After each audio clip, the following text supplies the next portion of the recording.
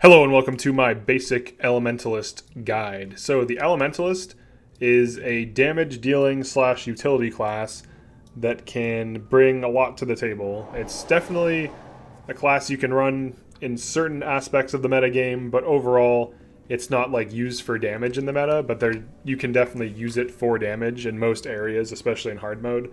And like elite missions in some specific areas, it does like suffer and isn't the best class. But let's go over some basics of the Elementalist. So the Elementalist has 4 offensive / utility attributes, and then its primary attribute, energy storage. So energy storage just increases your energy by 3 per rank, giving you insane amounts of max energy, and is generally used to enable you to cast high energy spells that only Ellies can really get away with casting. So a perfect example of this is Dragon Stomp. This spell costs 25 energy and causes 10 overcast. Another mechanic of Elementalist is the overcast mechanic, which is a temporary reduction in max energy that usually enables other skills to do something different. So in the case of Flare, you can see here it just hits one target, but if you're overcast, it can hit all foes within the adjacent radius, which is actually quite large. So overcast opens up specific other skills to new functions. And all right, so Ellie has high energy. You have all these different attributes. So let's cast like some spells to get a feel for what's going on. So let's hit this dude with Dragon Stomp. So 95 earth damage, causes knockdown, hits near the foe. So what does that mean, near the foe? So you saw that these guys that are adjacent got knocked down, but let's see the actual radius of this spell. So one of the big upsides of earth magic is a lot of its spells hit in the nearby radius, which is actually quite large. So you can see here, Unsteady Ground, 38 earth damage each second for 5 seconds, causes knockdown to attacking foes, hits foes near target's initial location. And then Churning Earth, 38 damage a second for 5 seconds, hits foes near, causes knockdown to foes moving faster than normal. By default in hard mode, foes move faster than normal. This by default will knock down foes in hard mode. So this is actually a very powerful skill, and so is Unsteady Ground.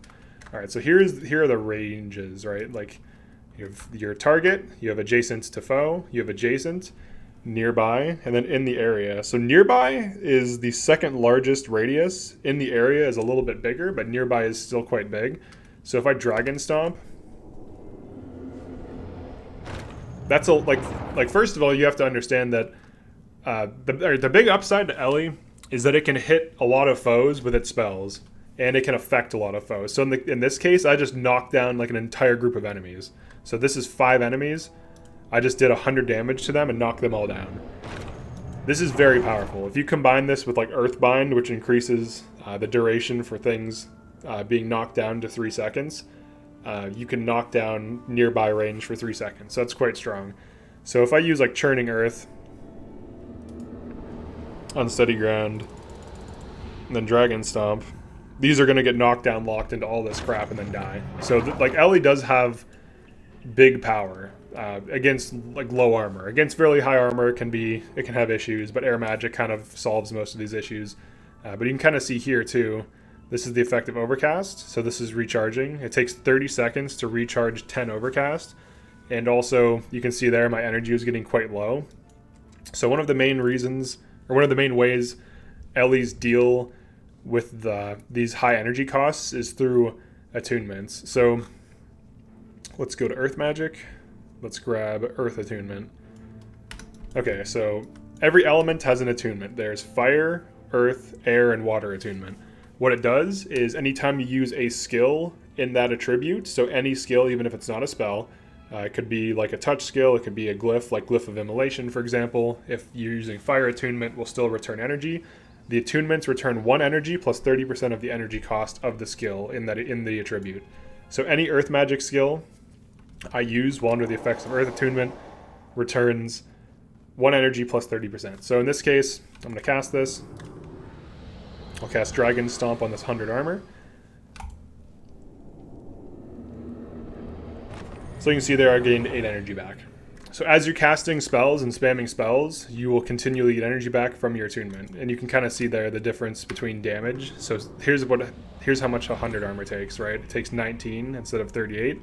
80 armor is taking 27 instead of 38, and then 60 armor is taking the full 38. Most of the enemy casters in hard mode do have 60 armor.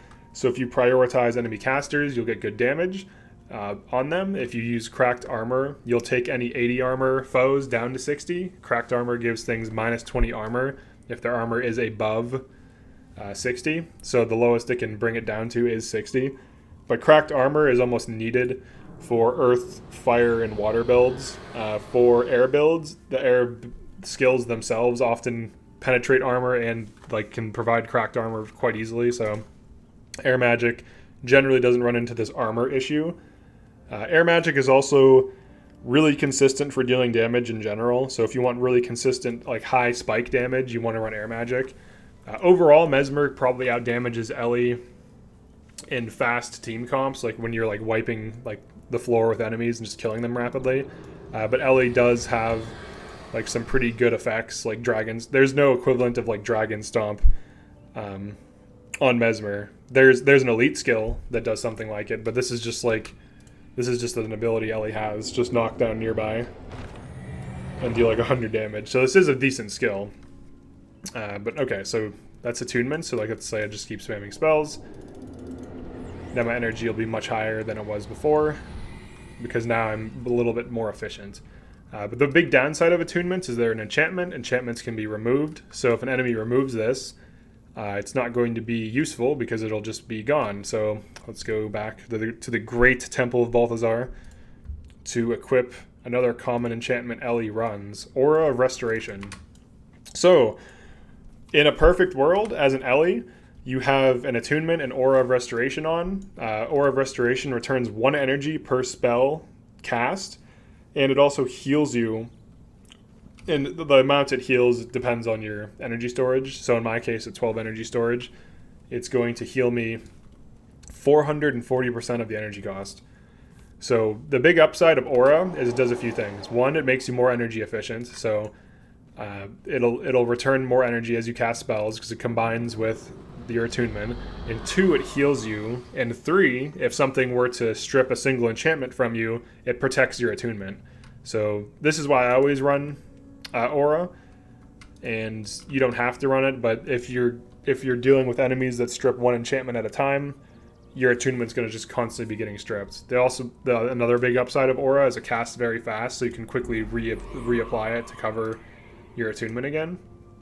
So let's use some more skills. You'll see like the packets of energy. So 8 plus 1, and then the health. You're getting so the big upside to Ellie when you don't have your enchantments under fire and they're not being removed is you're dealing damage, you're managing your energy, and you're healing yourself. Like I just healed myself for 100.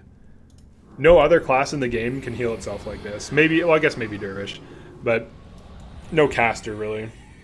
Like as you're spamming spells, you're just getting tons of the energy back plus healing yourself. So when Ellie isn't being shut down and the enchantments aren't being removed, it's not being interrupted, it can be quite powerful.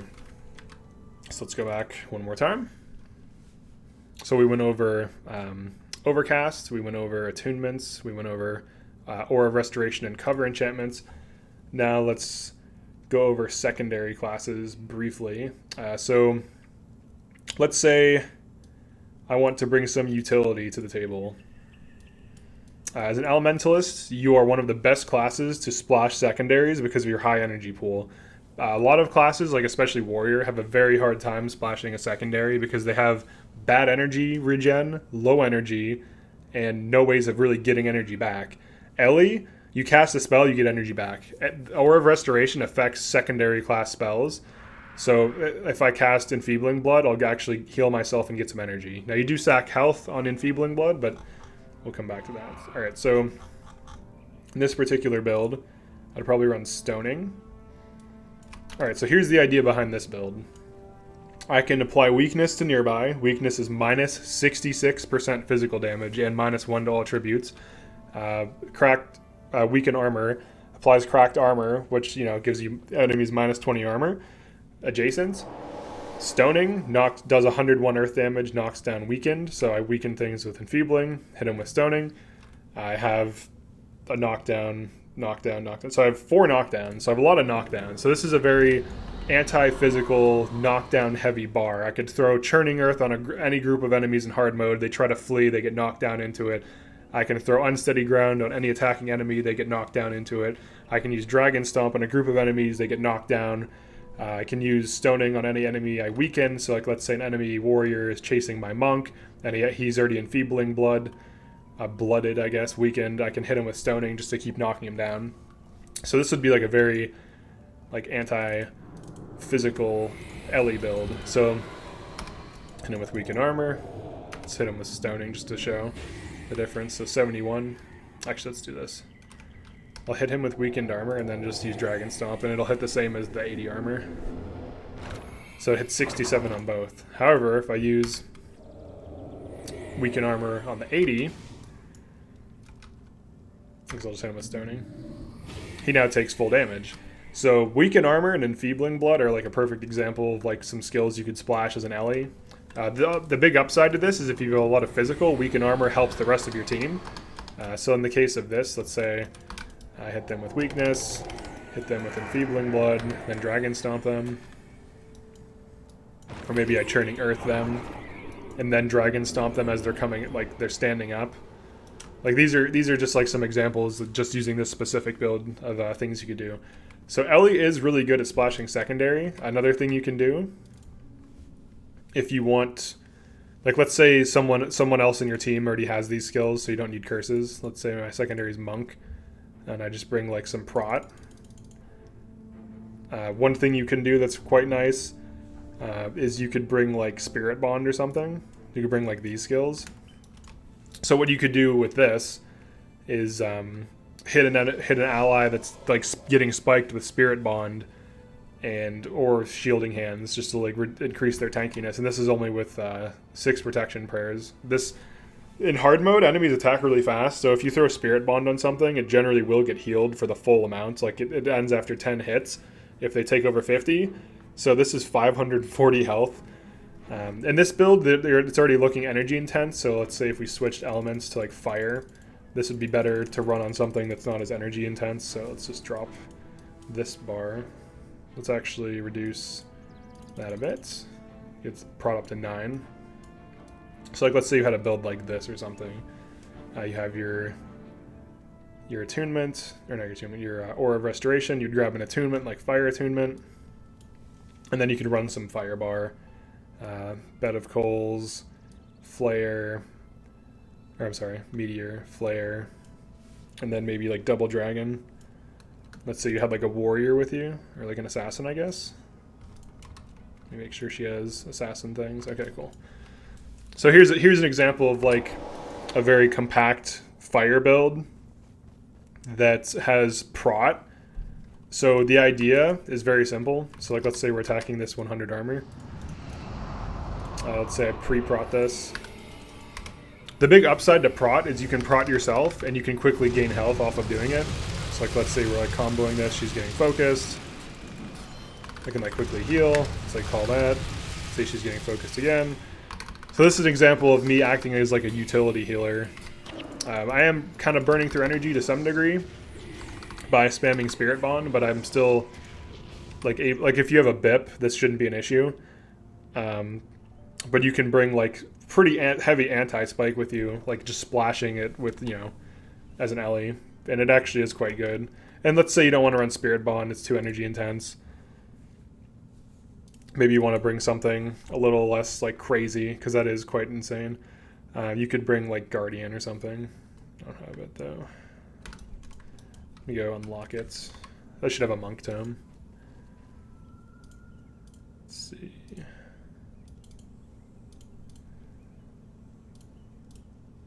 So in this case, let's say like your monk is getting focused by like 3 enemy assassins. You can throw Guardian on it and then Shielding Hands to make it tanky.